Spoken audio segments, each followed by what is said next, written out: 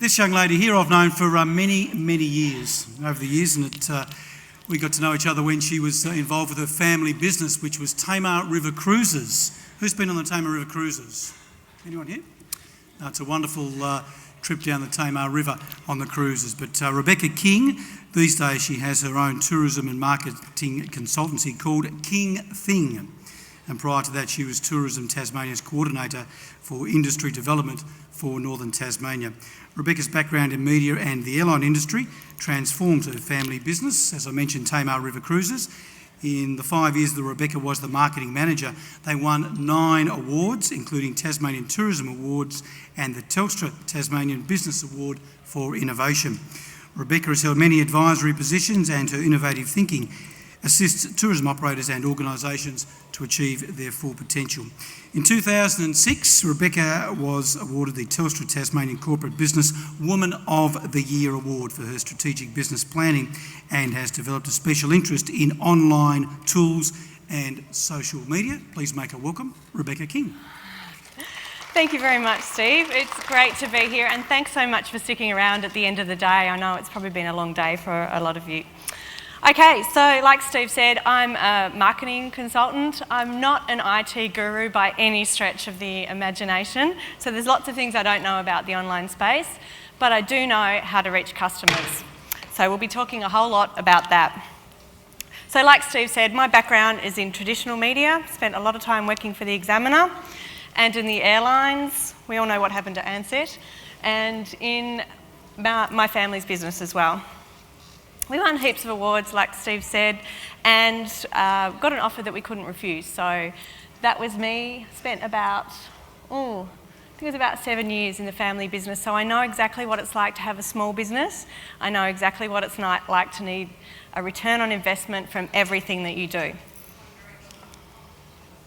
Okay, and when I worked for Tourism Tasmania, I looked after this pink area up here. And I spent a lot of time talking to the operators within the tourism industry in that part of Tasmania, and everyone kept on asking me questions that I couldn't answer.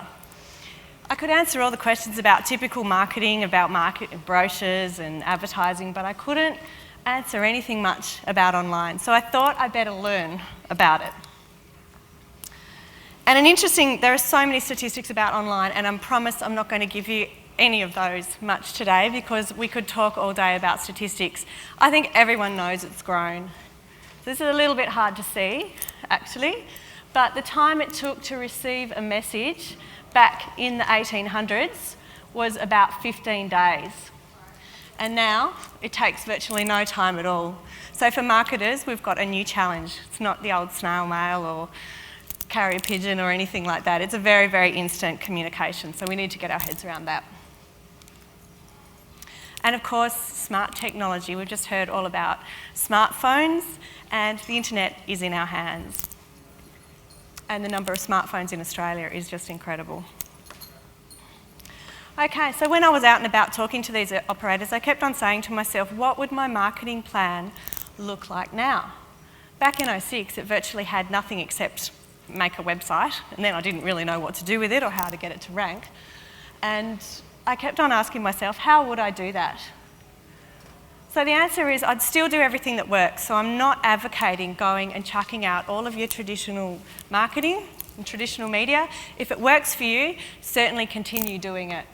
But I would encourage you to consider the first point, which is your marketing mix. Your marketing mix is simply all the activities that you could do. This looks terrible and you're not expected to be able to read it, but what it is it's a list of all the marketing activities that one of my clients could conceivably do. And there were lots and lots of activities that they could do, offline and online. And it also had which market it was going to reach, it had cost in here somewhere, and it had information about the return on investment or readership and what sort of return on investment there would be. And it happened all the time. Every single time that I did one of these marketing matrix for a client, social media seemed to always bubble to the top for the best return on investment, the best bang for your buck. So I thought I really better get stuck into it and see what it's all about. Okay, so marketing mix is really important. So easy just to advertise in whatever comes your way. But I would suggest just spending 2 hours, maybe sometime this week, sometimes next week, thinking about the spend, your current expenditure, and do a bit of research about the places that you're spending your money, how many people it's actually reaching. And at all times, think like a customer. And for marketers, that's a really hard thing to do. We get so focused on what we know about our product, and we presume that we know about it. But if you can remove yourself from that and think like a customer, you'll find things are quite different. And you may like to shift your plan. So one of the really big things that comes up to the top of the plan, along with social media, is search engine optimization. And what that means, people call it SEO, and you've probably heard people talk about SEO, but it just simply means getting to the top in a search in Google. The reason we worry about Google is in Australia, again, a little hard to see, this is the Australian search engine market share, and this is global. The blue is Google, and interestingly enough, so is the grey. So through here, all the searches are done on Google. So things like Bing and Yahoo barely rate a mention in Australia. So we care a lot about Google. Google really matters. And so the idea is that you rank in this number one position in what we call an organic search. The reason is that 20% of clicks go into the paid advertising, so that's where you actually pay money to fit in there. 80% of clicks prefer to go in the organic ranking. And I have so many people come up to me and say, it's okay, I rank number one. When you key in my business name, I rank number one. So, well, that's great. But what if they don't know your business? In this case, so it was Wellers Inn in Burnie. That's great, they rank number one, so they should. But where to stay in Burnie, accommodation Burnie, motel Burnie, those sorts of things, they don't rank at all. So as marketers, we sometimes fall into the trap of presuming that everyone knows our business name and they're just going to key in our business name. It's not true at all. So there is this really cool tool that is free. Just about everything I'm talking about today is free. GoogleKeywordTool.com. This is a marketer's dream. This is where you can find out what people are saying, what people are keying in to Google to find businesses like yours. So these poor old guys might have been putting in accommodation Burnie, but the people may have been using where to stay, hotel, lots of different versions of it. Along here, this actually shows the competition for any given keyword. So the idea is to find something that's really relevant to their business with low competition and high searches. Local monthly searches is Australian, so if your market is Australia, you'll be looking at the local monthly searches. Also, this goes on for miles and miles down. There's probably about 40 different listings, and that forms the basis of when you're writing copy for your marketing. That forms the basis of even the words that you need to use in your brochures, and certainly on your website, and in your headings on your website, and picture names as well. Okay, and a website. Other than having all those words scattered throughout your website in very strategic ways, you have to balance what people want and what Google wants. So you're making the customer happy, but you're also making Google happy. It's a tough gig. Sounds easy, but it's not. So this is ugly. Unfortunately, in Tasmania, this is probably about 70% of the websites, maybe not quite this bad, but we do have some very ugly looking websites. If your website's any more than 18 months, 2 years old, it's probably out of date. Here's an example of a nice website. I know in the background they use all of those keywords. They link to social media. They have a call to action, although it's not so good up there. That's the action corner. They have pictures that roll through, which are, appeal to the target markets, which I know exactly, and they have relevant content scrolling through. So they're the things that you need to do. And this is very much in a nutshell. I could talk for days about this stuff. It's good to have a content management system. If your web guys have got you locked into a situation where you have to pay them $500 every time you want a word changed, that's not a good situation to be in. You want to have a content management system so you can manage your content yourself. And WordPress and Joomla are probably two of the most universal ones. So I'd be considering, if you're going to your web developer, asking if it could be on that. They might try to sell you onto their proprietary one, and that might lock you in again to another contract. Not all web developers are like that, I just want to clarify, but some are. Okay, Facebook.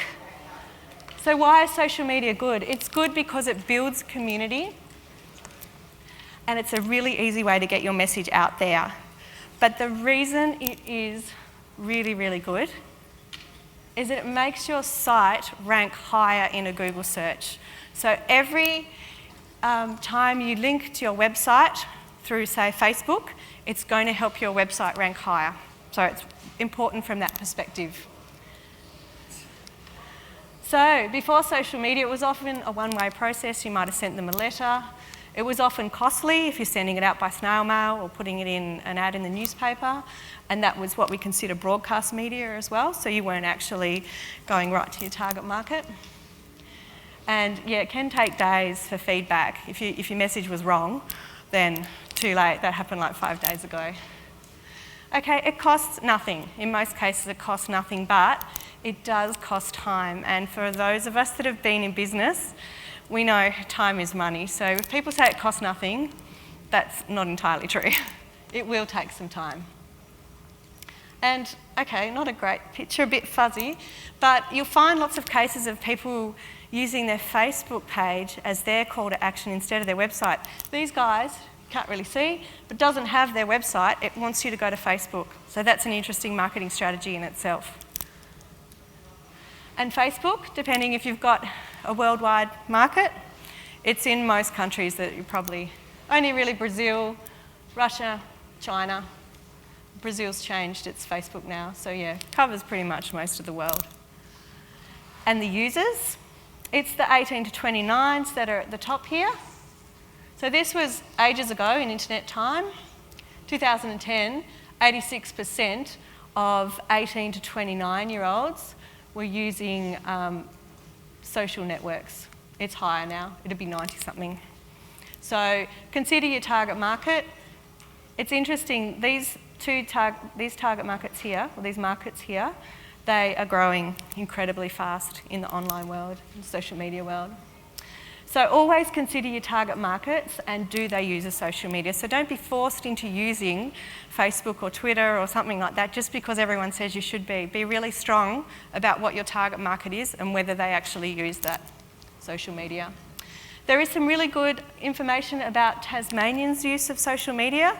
Came out middle of last year, Font Public Relations, which I believe are in Hobart. And there's a whole study on it. It takes a while to read. But essentially, people in Tasmania are using Facebook and they're using YouTube. And you hear people say, oh, you've got to be on Twitter, but only 6% of respondents actually said that they were using Twitter. And little old Facebook, this kind of looks like a solar eclipse or something, but this is the whole internet and this is Facebook when it first started in 2006, maybe 5. And this is the growth. It grew within the internet and it grew to be bigger than Google itself. So Facebook last year before in the US actually had more hits than Google. So Facebook, if you're in doubt, is the biggie.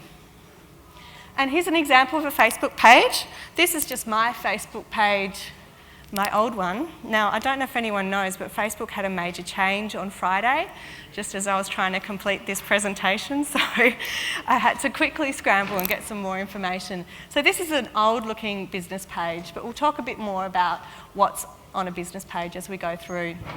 This is a new-looking Facebook. This is a Facebook page timeline. This is Coke. They've quickly jumped on the bandwagon. They've got a nice big picture up the top. So graphic designers all over the world are going to be really busy designing gorgeous pictures at the top of Facebook pages. And it talks, you can have all of your interesting information about things that have happened previously in your business. If you moved to new premises or you won an award in 2003, all those things can be a part of your timeline. And we'll talk a little bit more about what's in a timeline as we go through. This is just my personal page, so I've flicked it over to the timeline as well. But up here, this little button here, this is where you go to change between in your personal page and your business page. So at this point, can I have a show of hands of how many people have got a personal Facebook page? Yep, okay, thought so. Pretty much most of the audience. How many people have got a business page?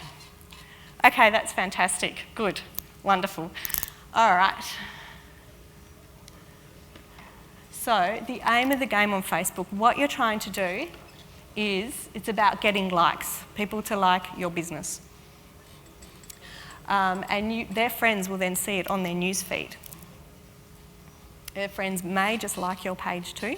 This is pretty kind of basic strategy. There's more to it than this. So you need to keep your page updated and keep it interesting. Why do Facebook users like things? They like it to show their support.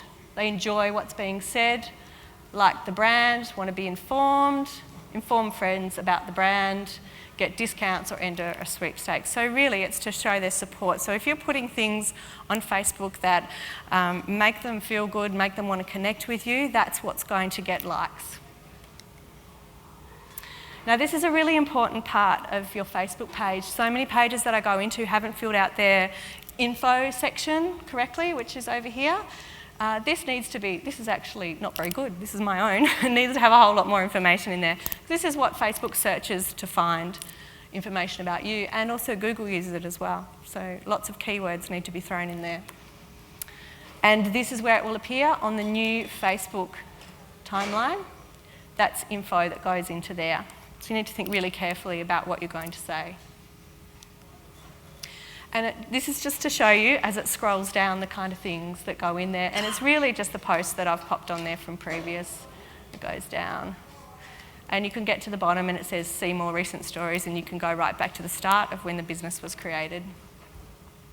Now, one of the important things that seems to be missed out on a lot of Facebook pages is up here is the URL.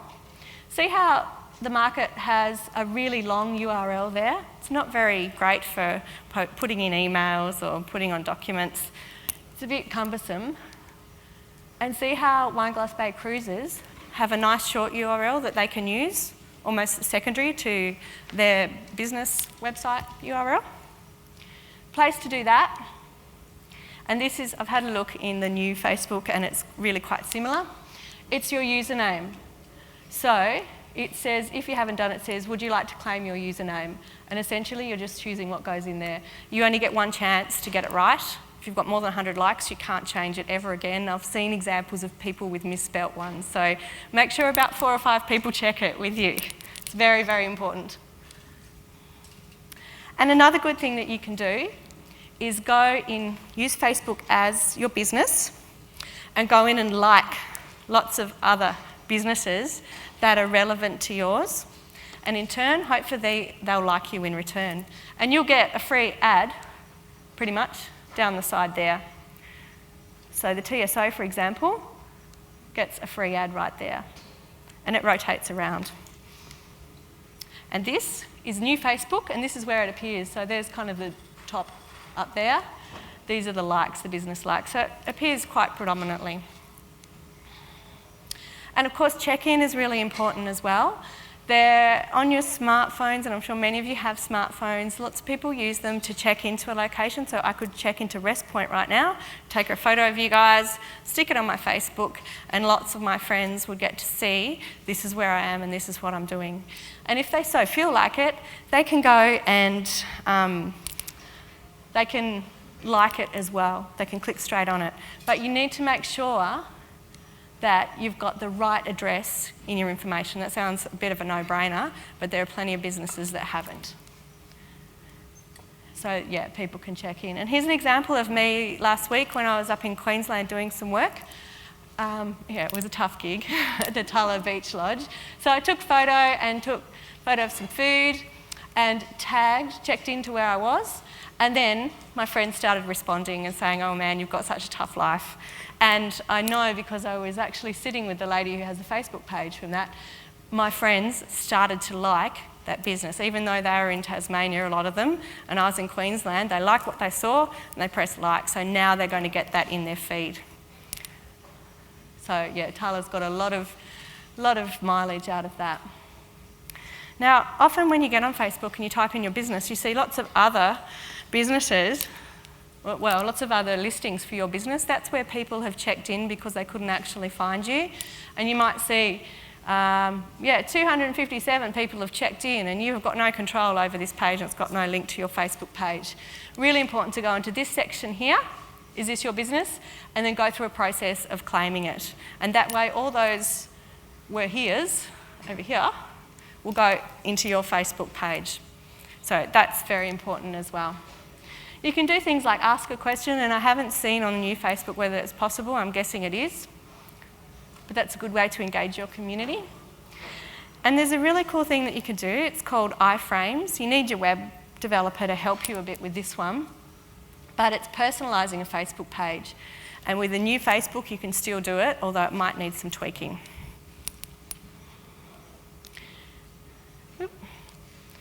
And same again, depending on your booking system, you may be able to have bookings within Facebook as well. So it's handy for accommodation. And events, if you've got a sale, for example, or any type of event, you're going out to AgFest or something like that, really, really important to have an event and a public event that friends can invite friends.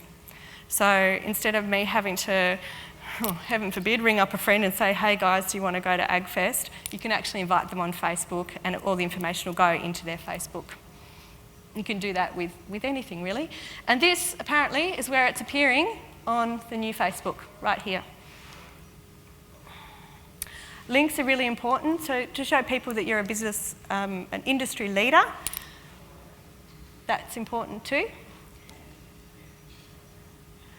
So people share because they find things hilarious, and sharing is a really important thing. The idea, you want them to like it, but even better, you want them to love it so much that they share it on their page. Hilarious, unbelievable, deeply emotional, agrees with their worldview, makes them stop and think, isn't covered by mainstream media, it's dramatic, it's embarrassing, provocative. And of course, video is really, really popular too. So many things are really popular.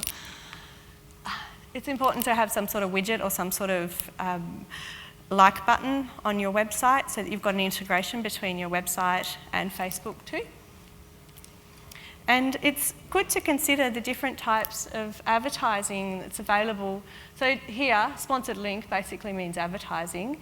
It's got a really low click-through rate, so you probably won't get that much out of it. You will get exposure, but the beautiful thing is you can target it. If your target market is 45-year-old females who live in Melbourne, you can go in and say, this is who I want to see the ad. So you can be very targeted, which just doesn't happen with traditional media, with broadcast media. Okay, so promoting the page offline. You can have it on your business cards if you want to, on your signage if you want to go that far. Certainly have it on your brochures and print advertising. A lot of people hand out a postcard or some sort of bookmark at the end of the customer's experience, and it has call to actions like go to this Facebook page and like us, leave a review on TripAdvisor if they can, and sign up to our email. A lot of people send out emails at the end of the customer's experience as well. And of course, QR codes as well. Makes it clickable. Just hold your phone up to them, and if you've got the right app on your phone, you can just press a button, it'll look at that and it'll flick it straight through to the website. You can do it with Facebook or website. Okay, so Google rates Facebook highly. Use appropriate keywords. So those keywords that we saw in the Google keyword tool, they need to be in amongst all the words that you use on Google, and links back to your website are really valuable. So probably once every 2-3 weeks, you might want to throw a link back to your own website. So it's all very well to link off to other people's websites, but certainly link to your own, which means you need to be generating new content on your own website. So it's important to have a CMS. Okay. The only way I learnt was by going onto YouTube pretty much, and Facebook has a help centre as well. You can find answers to everything in the online space. So other social media. There is YouTube, and we saw from those statistics from Font PR that YouTube is really popular, particularly with the young ones. It's got a slight female skew to the demographic, which kind of surprises me. And there's some statistics saying it's kind of the older generation that's growing considerably in YouTube usage. So it's not just the young ones that are using it. And really smart businesses, look how many people have looked at this, 11,000. And video says way more than any words. Only about 10% of people read the words on your website. So if you've got the opportunity to stick a whole heap of words on there or to do a video, certainly put a video on there because people are going to really get what you're about. It doesn't have to be produced amazingly. Your phone, you can do it with your iPhone that has high definition, and the more real that you are, the more likely they're going to believe you. So feel free to be real, to be yourself, have a giggle, and say, hey, this is me, this is what I do, we'd love to have you. Also, use YouTube as a search engine and go in and put in information, search terms about your business. So if you have a timber business, you could certainly go in there and key in things like celery top pine, Tasmania, and see what comes up to the top. Maybe something about your business, or there may be hardly anything. And you have an opportunity to go in there and be the guru, the international guru that goes online and provides the information to people around the world. So there's lots and lots of unfulfilled searches on YouTube, and there's opportunity for everyone in this room to be an expert on something. Okay, Twitter. A lot of people talk about Twitter. There are some people that are addicted to it. It's great for getting information in. I've never really seen that much of a return on investment for businesses out of Twitter. So I've got a bit of a question mark over my head. Certainly had growth, but only half the people check it every day. And as we saw in Tasmania, there was a really low percentage of people that use Twitter. So depending on your target market, might not be the go. But for those of you that haven't seen it before, this is what a Twitter page looks like. Just little bits, snippets of information of people that I follow. And these little blue bits here are links. Because Twitter only has 140 characters, you need to have little links if you want to say, go to this website, you need to shorten it down. So it's great for gathering information, but again, return on investment, I'm not so sure. There is one thing that happened though, that it just goes to show you never know who's watching. I set up a site on Flinders Island, a Twitter page on Flinders Island a couple of years ago, and we were just sitting there, setting it up, following a few people so that they'd follow us in return. One of the first bits of information that we got back was that it was a photographer from a magazine that had seen the Twitter page and said, can I come and do an article on your island? And the answer, of course, was yes, and lots of PR was generated from that. So there are stories, and the wine industry reckon all of their critics are on Twitter, finding out what's going on. So there are pockets, so please don't discount it, but do your research to see whether your industry is in that space. We probably all know that it can go terribly wrong, so you need to be really careful about your messages on social media. With Qantas had this lovely idea of, go back twice. Okay, tell us what is your dream luxury in-flight experience? And they were hoping for some really nice answers. And you could win a set of pyjamas. Great. And of course, it went terribly wrong because that was just after the industrial action. And so by 1 p.m. that day, Australians were sending out 51 tweets a minute. And most of those were incredibly negative about a luxury to me would be getting off the ground, those sorts of comments. So it can go terribly wrong. So I guess what I'm saying to you is be very aware of what's going on around you. Certainly don't just launch in there with a whole bit of information because you could be offending someone terribly. Stories of it all the time. So this is their response. Wow, some very creative tweets out there. Keep the entries coming. So they kind of found a way to get around it, but the damage had been done. Twitter is very much a news service. There's a story of the guy in Pakistan who woke up one night and heard a helicopter overhead. He was a web developer, couldn't sleep, got on Twitter and said, "Helicopter overhead, really weird for 2 p.m. in the morning. Doesn't normally happen," something like that. And went back to bed. Next morning, he didn't realise he'd inadvertently tweeted Osama bin Laden's capture. So he broke it on Twitter before anyone knew about it. And also, this is just a nice one. There's a young lady in Germany who is deaf, but she lip reads. She goes to all the soccer games and watches the players and then tweets exactly what they're saying. And everyone gets to read what's being said. So she has got hundreds of thousands of followers because that, apparently, is very interesting to a lot of people. So there's lots of cool stories about that. As for a business, I'm, again, not so sure how much you would get to use that. LinkedIn is really important for people for people like me that are consultants, and anyone who relies on, I guess, their reputation in the industry. So lots of people use LinkedIn, and the growth, again, is really quite incredible. So who here is on LinkedIn? Okay, that's good, fantastic. Essentially, there's a space for your online CV. So it means that anyone that searches for Rebecca King, Launceston area or something like that, I'll come up. And that's great. That's exactly what I needed to happen. And that actually, if you type in Rebecca King, ranks #1. So LinkedIn comes in before Facebook or anything like that. So Google really rates LinkedIn.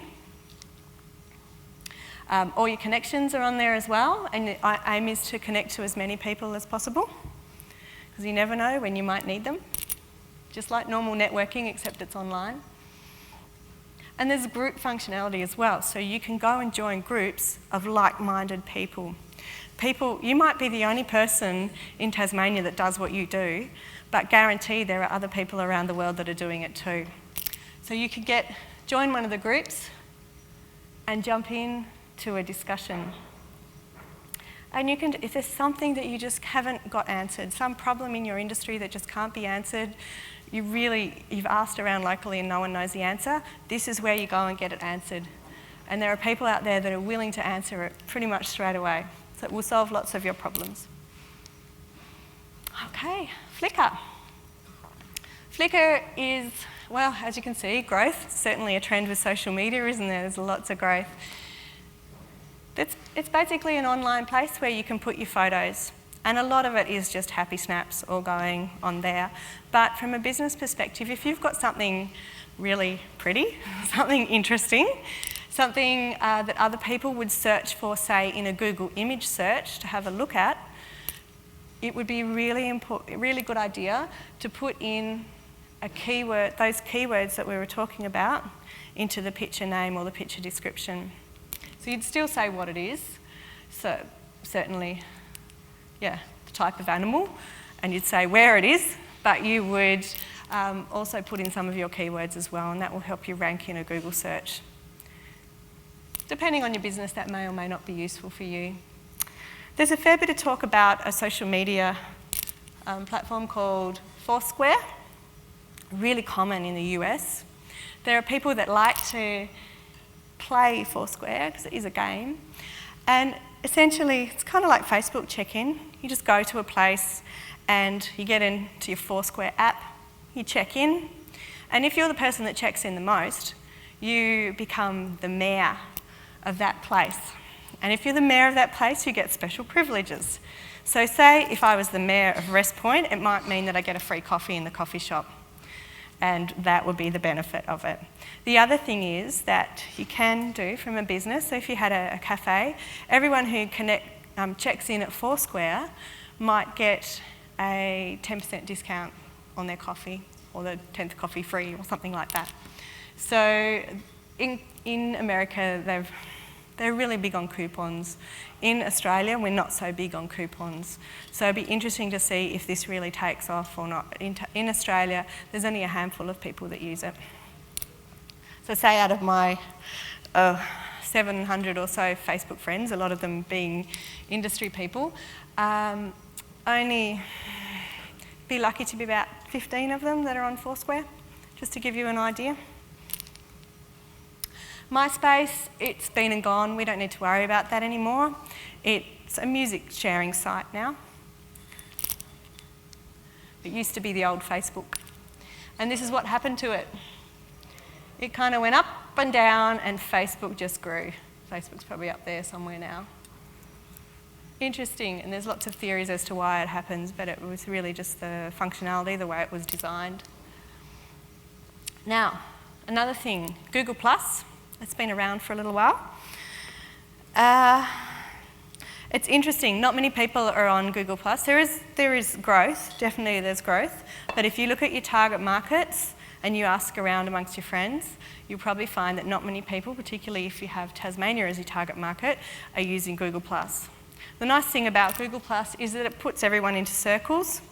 And you know, on Facebook, you think, I'm out having a great time with my friends and I'm going to take a photo and say that we're having the best girls' night out ever. But in my case, I've got half of the tourism industry on there and potential employees and all sorts of people on there, and I don't actually want them to know that. You can actually select who it is, but it's a bit cumbersome. So it kind of restricts what I put on my Facebook page. With Google+, it's a whole lot easier to choose who gets to see what. And that's the difference with Google+. The interesting thing is that Google rules the world, and if businesses play nice on Google+, it's going to help their ranking. That's the current theory at the moment. So I wouldn't discount it. I'd put it in the maybe pile and keep a watch on it. Okay, now Pinterest. Pinterest is just going like crazy across the internet. This is the one that's just growing incredibly. Demographic is people like me, middle-aged females who like to collect pretty things and share it with their friends. So there are lots of fashion, there are lots of pictures of food, interior design, cute little animals. I'm generalising a lot, but that's kind of what's on there. If your business covers any of those things, you'd really want to consider playing nicely with Pinterest. It also links into Facebook, so if I pin something on my pin board on Pinterest, it will go through to my Facebook page and people will get to see it. So there's a lot of leverage to be had with Pinterest. And that's what you need to do. That's just a little Pinterest button next to something next to your pretty pictures on your website. Now, there are ways to make it a little easier. I've spoken about lots of different social media, and you're probably going, how on earth would one person ever keep tabs on all these different platforms?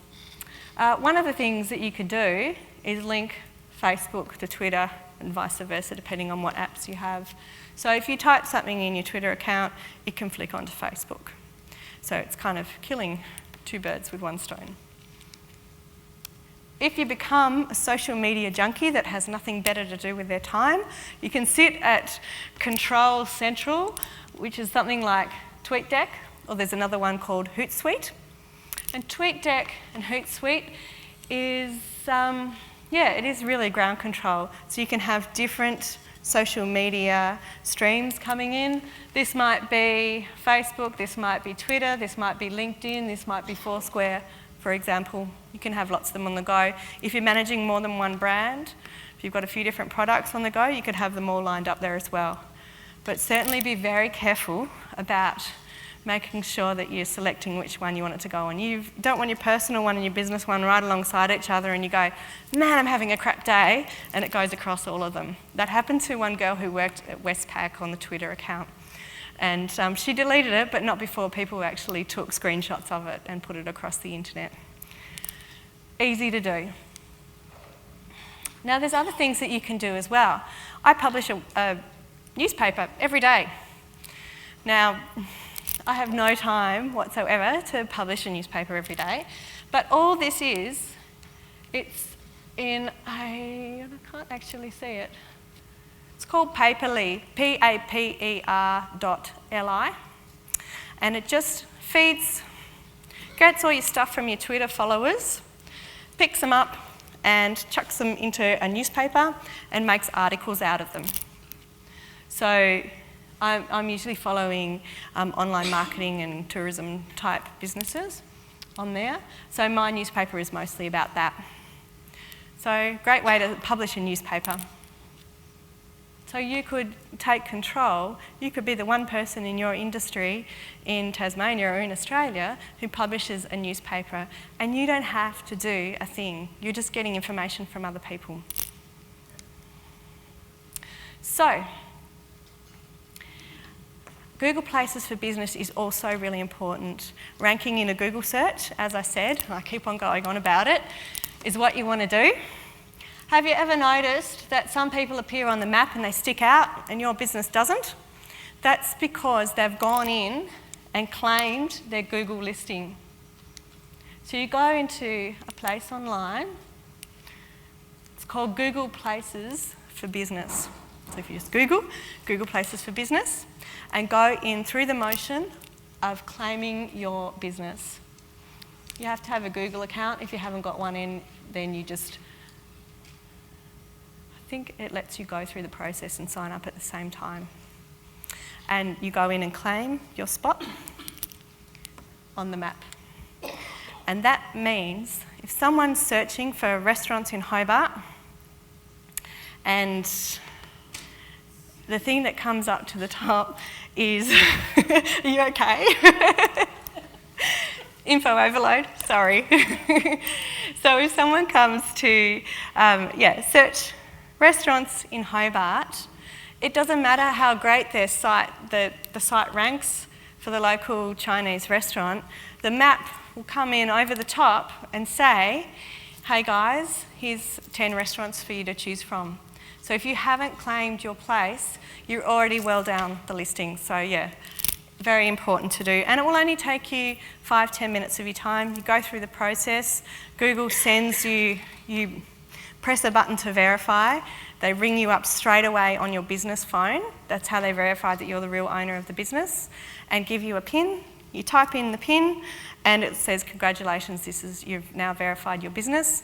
Please give us a heap of information about your business. And that will certainly help rank with a search as well. You can add video and photos, and it's almost like your own little website on Google. Okay, I get asked all the time whether blogging is worth it. If you're going to be a blogger, you probably want to do it on Blogger or WordPress. They seem to be the two most popular ones. Now, social media has kind of taken over blogging. Blogging, you kind of have to sit down and be really wonderful and write a paragraph of something very intelligent, and then people will come and respond to you. I would suggest that Facebook and Twitter have taken over these things, and so therefore little bits of snippets of information as you think of them is a better way for you to send the information out, and it's also a better way for people to receive it as well. The old-fashioned way of sending out a newsletter, withholding information until a month's time when you send out your next newsletter, is really kind of old school. It goes back to the days where you had to actually print it and post it. So information as it's relevant right at that time. So I guess I'm telling you this because blogs are kind of a little bit like that. Here's an example of a really nice local blog. This is Hillbarn boxes, so boxes of fresh produce available up in Launceston. She's actually a writer. She used to write for, I don't know, magazines in the UK. Really beautiful. A lot of hard work, but it's a great example of a blog. If you do decide to go down the road of having a blog, you really want to link back to your website all the time. Alternatively, have it within your website, and that new content will make Google like you as well. Again, I'd put it down the list, I think. Okay, customers have a voice.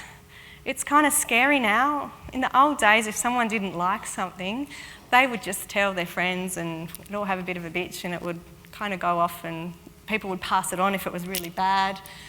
These days, you just get on your phone, stick it on Facebook and say, man, I've had the worst coffee ever, or that restaurant really stank, or I don't like such and such phone company, those sorts of things. You see it all the time. The problem is, or the opportunity is, that everyone who comes into your business is now like a visiting journalist, like someone who can write something and publish it about your business. There are legal concerns, but generally, people can write what they like. And the other side of it is that 80% of people believe word of mouth posts influence their decision. So you might have the best advertising campaign, you might be absolutely wonderful, but then someone comes across a review on a website somewhere slamming you, all of your hard work has just completely come undone because 80% of people believe it. And TripAdvisor is the bane of the tourism industry at the moment. It's good and it's bad. It's good, it keeps everyone accountable, lifts the standard, makes everyone aware. But what it does, and I was talking to an operator up in Queensland, he said he had a property that had about 15 rooms, and he said he was on number 1 for Port Douglas for hotels. He slipped to number 2 and he lost 10 grand a month. That's the difference. So people go, oh, it's number 1 on TripAdvisor, I want to be in it. Now, this may not be your industry, of course, but certainly there's other places where people can review your products. So it can make a lot of difference. So the idea is that, yeah, they can get really angry. Our first response is to get angry as well. It's like, that's not right, that's not fair, I can't believe they said that about my business. Don't they know that, you know, I had a broken arm and the cat died and all those sorts of things. Doesn't matter, they've written it on there. What you need to do is respond to it if you can, and in most cases you do get some sort of response. Use that as prime real estate on the internet. Don't use it to go and attack those people. They're one member of the audience, but you've got millions of other people that are going to read it as well. So use it as a spot to shine. Free real estate on the internet. Use it to say how amazing your business is. And yes, address the concerns and give a valid reason, but certainly use it as free real estate on the internet. Okay, this looks a bit scary. It's not that scary. Everyone says to me, what do I do if I get a negative comment on social media? And the answer is there is no one answer. There are lots of answers. This lady here, Laurel Papworth, is considered Australia's person to go to for social media issues. So she does all the really big organisations. And she's put this together. So the idea is you can either speak like with the company voice, or you can speak as a person. So you've got 2 choices there. These are all the different options. So say if you get something bad on Facebook about your business, you could ignore it, you could threaten legal action, you could deflect it, remove it, educate it, or you could be human, you could confess, fight, or you could own it. Now here, along this line, are the best cases of what could happen and the worst cases. So I guess what I'm saying to you is every time something bad happens online, you've got an option to go, it could turn out best case, it could turn out worst case, but you need to consider all of your options, and that's why this is such a good slide. So if something happens bad in the online space, pull out this slide and say, these are our options, this is the best of what could happen, this is the worst of what can happen, what are we going to go with here? So, for example, just for one example, if you choose to ignore something that's on there, the best thing that will happen is the critics will go away, the community may intervene and support you, so someone else might say, hey, their coffee's not so bad. Or the critics won't go away and they'll activate an anti-community, like something like I hate Australia Post or something like that. They're actually on there. If you type in I hate, there are lots of businesses that have a hate community. So that's the worst case of what can happen. I don't imagine it would happen to you. You can't avoid social media. They're going to talk about you. You may as well step up and claim your spot. Okay, so just back to that. If you want to follow what people say about you, instead of getting on the internet and doing searches all the time thinking, oh, what have they said about me today or this week, you can just set up a Google alert. So type in Google alert and type in the search term that you want. Certainly type in your business name, say how often you want it, and press create alert, and then say once a week. Anything new on the internet about your business will be delivered into your inbox.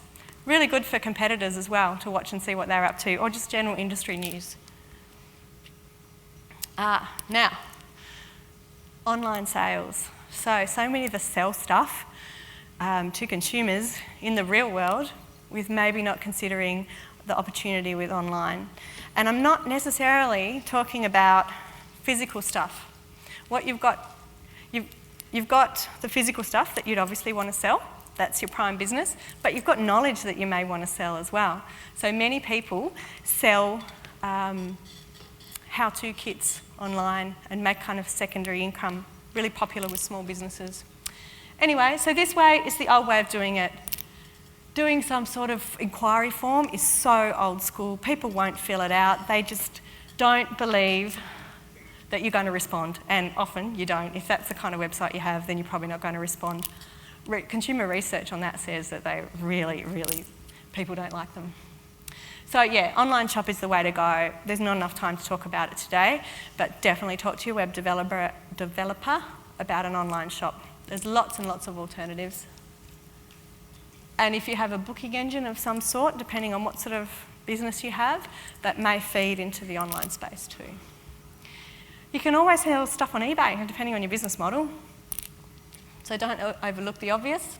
And Etsy as well, if you're arty crafty, there's a cool one called Etsy, which is very, very popular. And PayPal. You can just have PayPal facilities on your website too, which a lot of people have. And of course, there's no point doing any of this if you're not measuring it. So Google Analytics, any web developer that's half decent will have Google Analytics on your web page. I just have to put some code right at the top of the web page to make it happen. And it gives us marketers the most amazing information about who's looking for us. So it says where in the world they're coming from, over here.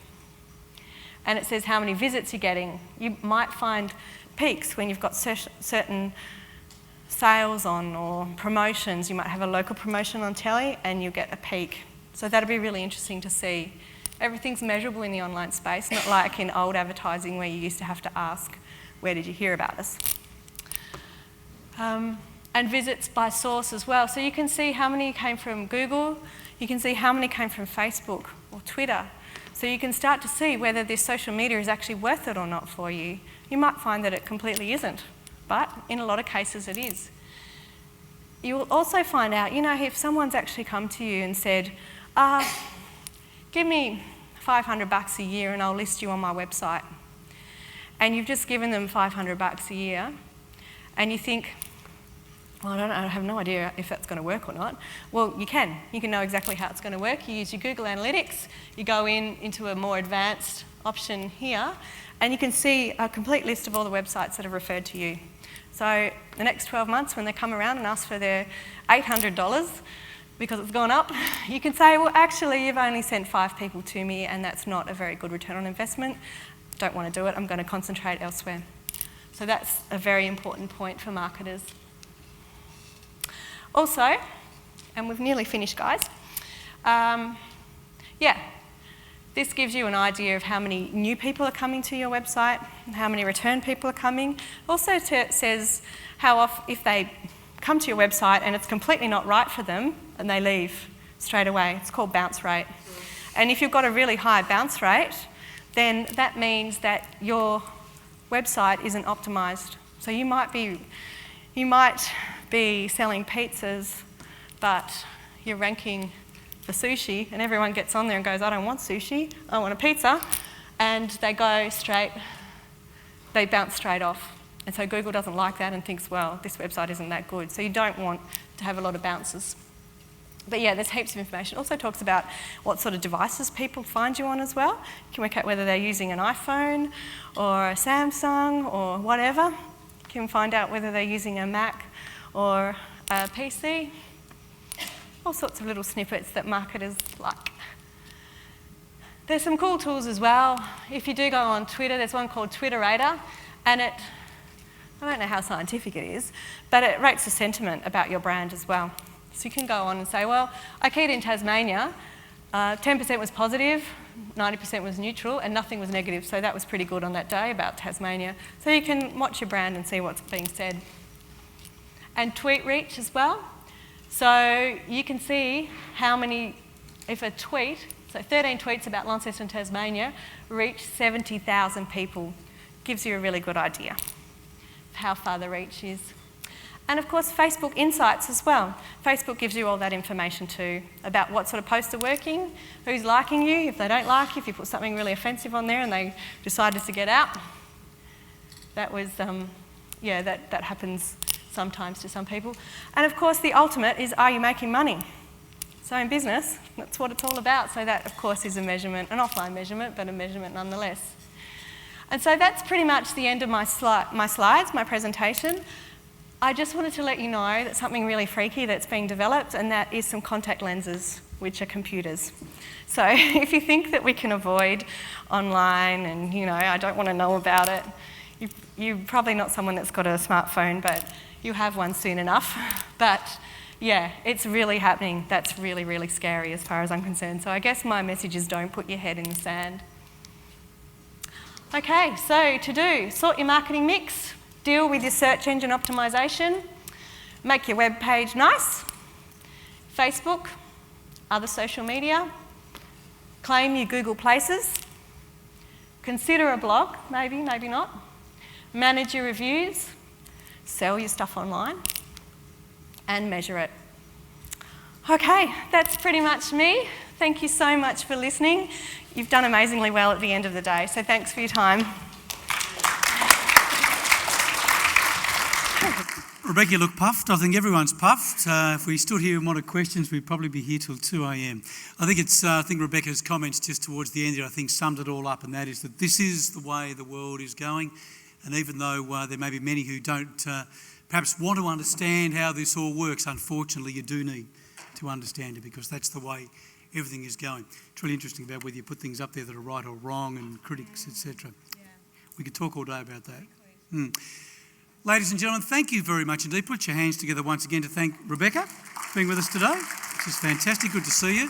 And thank you all very much indeed on behalf of the TCCI, the Department of Economic Development. Thank you all very much indeed for coming along and being a part of the 2012 TCCI Expo. It all heads off to Launceston tomorrow, where we'll do it all again. And once again, it'll be back next year as well. So keep an eye out for that. There'll be new speakers, different things we'll be talking about. We'll probably once again be talking about Facebook and social media as well. But thank you all very much indeed for coming along. And you've seen a lot of supporters out there with their booths. If you get a chance to utilise those businesses, please make the most of them. Use those businesses, because they're the ones that are putting their time and effort and money into making sure that Tasmania can be a better place to do business. I said it last night and I'll say it again. Let's just do it in Tasmania, because we've got a great place to live and we've got some great opportunities. Thank you.